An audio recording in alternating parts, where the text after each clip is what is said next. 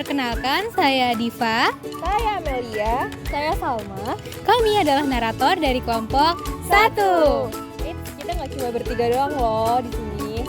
Yuk kenalan sama teman kita di balik layar. Halo, perkenalkan saya Kali sebagai penulis naskah. Halo, saya Faiza. Dan saya Laili. Kami sebagai editor. Selamat menyaksikan. Hai Halo. Kalian lagi apa? Mini lagi makan biskuit gandum, kamu mau? Boleh. Oke. Kalian tahu nggak sih kalau gandum itu mengandung vitamin B1? Masa sih? Iya, bahkan banyak loh manfaat dari vitamin B1 yang bagus untuk tubuh. Kalian mau tahu nggak manfaatnya apa aja? Mau? Apa tuh Sal? Nonton video berikut ini yuk. Di dalam roti gandum yang dimakan oleh teman saya mengandung vitamin yang baik untuk tubuh, yaitu tiamin. Tiamin atau yang dikenal dengan vitamin B1 merupakan vitamin yang larut di dalam air.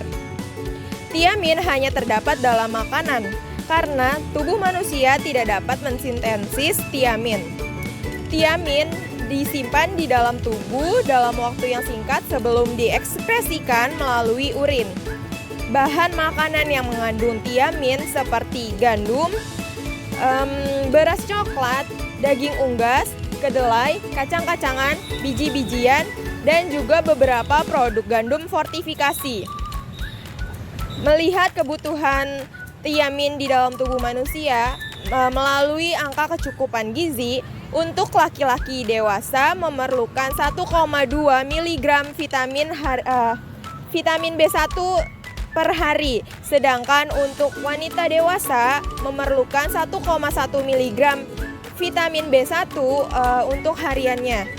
Selanjutnya, untuk penyerapan tiamin di dalam tubuh, dalam sistem pencernaan, tiamin dapat diubah menjadi bentuk tiamin bebas dan beberapa terhidrolisis oleh fosfatase menjadi tiamin monofosfat, tiamin difosfat, dan tiamin trifosfat.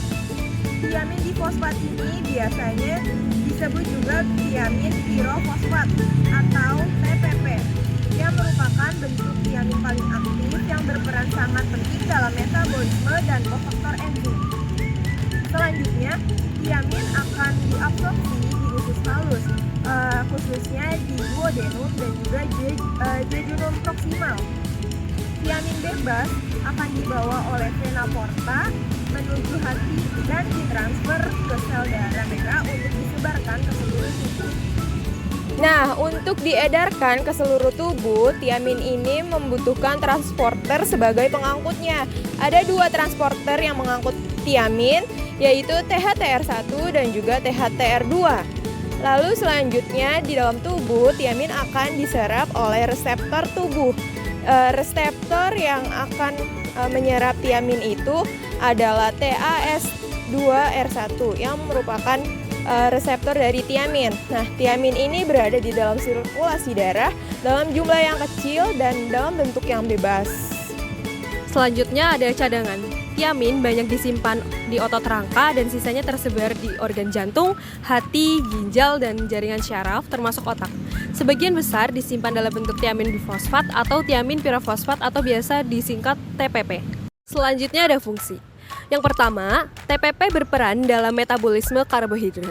TPP juga berperan sebagai kofaktor dari berbagai enzim. Pirufat dehidrogenase merupakan enzim pengubah pirufat menjadi asetil koenzim A dalam glikolisis sebagai langkah awal memasuki siklus Krebs untuk menghasilkan ATP. Dalam siklus Krebs, TPP berfungsi sebagai kofaktor enzim alfa-ketoglutarat dehidrogenase yang mengubah alfa-ketoglutarat menjadi suksinil-CoA. TPP berperan sebagai kofaktor enzim transketolase, salah satu enzim dalam siklus pentose fosfat yang menghasilkan NADPH untuk sintesis asam lemak dan steroid, ribose fosfat, dan sintesis DNA. Yang ketiga, TPP berperan dalam metabolisme asam amino rantai panjang. TPP merupakan kofaktor dari enzim rantai cabang alfa-ketoasid dehidrogenase yang berperan dalam pengubahan asam amino rantai cabang yaitu valin, leusin, dan isoleusin menjadi suksinil-CoA. Suksinil-CoA selanjutnya masuk ke siklus Krebs. Yang keempat, tiamin dipakai oleh mitokondria atau sitosol sel karena di mitokondria akan terjadi siklus Krebs dan metabolisme asam amino rantai cabang. Sedangkan sitosol sel terjadi glikolisis dan siklus pentose fosfat. Yang keenam, berperan untuk proses enzimatik otak dan berlangsungnya komunikasi antar syaraf. Yang ketujuh, tiamin berguna untuk pembaharuan jaringan syaraf, sintesis mielin, dan modulasi syaraf. Yang kedelapan, tiamin berperan dalam penyerapan zat neurotransmitter, yaitu serotonin. Yang kesembilan, tiamin dapat menekan stres oksidatif sebagai antiinflamasi. Wah, tadi kita udah ngobrol banyak nih tentang manfaat dari tiamin atau vitamin B1. Lalu gimana sih tentang interaksinya dengan zat gizi lain? Yang pertama ada vitamin B6, B9, dan juga B12, di mana ketiga vitamin B ini dibutuhkan untuk absorpsi vitamin B1 atau tiamin. Lalu dalam sebuah penelitian dikatakan bahwa vitamin B6 dapat melawan efek toksik dari vitamin B1 atau tiamin. Dan yang terakhir, kelebihan vitamin B12 dapat menyebabkan defisiensi dari tiamin. Selanjutnya adalah bagaimana sih hubungannya dengan konsumsi kita? Yang pertama ada ketika defisiensi. Ketika kita mengonsumsi vitamin B1 itu kurang atau defisiensi, akan terjadi beberapa masalah. Yang pertama adalah produksi energi di mitokondria akan berkurang, yang akan menyebabkan aktivasi metabolisme anaerob yang dapat meningkatkan kadar asam laktat, di mana organ-organ vital akan terjadi asidosis asam laktat. Lalu juga akan terjadi hipotensi dan juga bahkan kematian. Yang kedua ada penyakit beri-beri, di mana merupakan ketidakmampuan tubuh untuk mengabsorpsi vitamin B1 atau tiamin. Vitamin B1 sendiri ketika terjadi defisiensi akan menyebabkan penyakit beri-beri, di mana ada beri-beri basah dan juga beri-beri kering. Di mana beri-beri basah itu terjadi di sistem kardiovaskular dan beri-beri kering di sistem saraf. Nah, yang selanjutnya ada efek ketika vitamin B1 itu toksik atau kelebihan, yang di beberapa kasus terjadi bibir membiru, alergi, dan juga sesak nafas.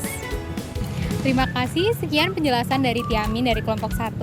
Semoga informasi ini dapat bermanfaat untuk teman-teman ke depannya. Sampai jumpa.